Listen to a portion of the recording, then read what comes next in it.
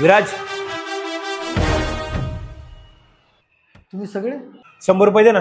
का हो अध्यक्ष?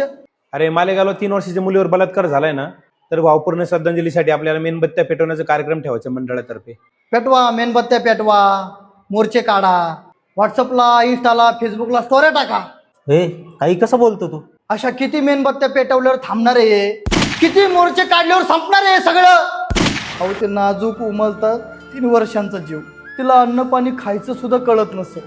तिला तहान लागली ना तर ती तिच्या बोबड्या बोलीने तिच्या आई वडिलांना सांगत असल, पण तो नराधम एवढ्याशा नाजूक जीवाला आपल्या वासनेचा शिकार बनवतो, दगडाने ठेचून ठेचून मारतो. त्या चिमुकलीचा मृतदेह पाहून तिच्या आई वडिलांची काय अवस्था झाली असेल?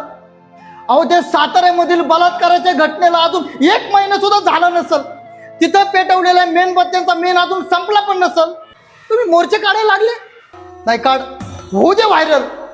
मला सरकारला विचारायचंय, अहो या सत्तेसाठी तुम्ही 24 तासात पक्ष बदलता, ह्या पक्षातून त्या पक्षात जाता, मग अशा नराधमांना वेळेवर शिक्षा काय नाही मिळत? जोपर्यंत अशा नराधमांना कठोर शिक्षा मिळत नाही ना, तोपर्यंत अशा घटना घडत राहतील. अहो आपला छत्रपती शिवाजी महाराजांचा महाराष्ट्र आहे. आज जर महाराज असते ना तर त्या नराधमाचा शिरच्छेद केला असता.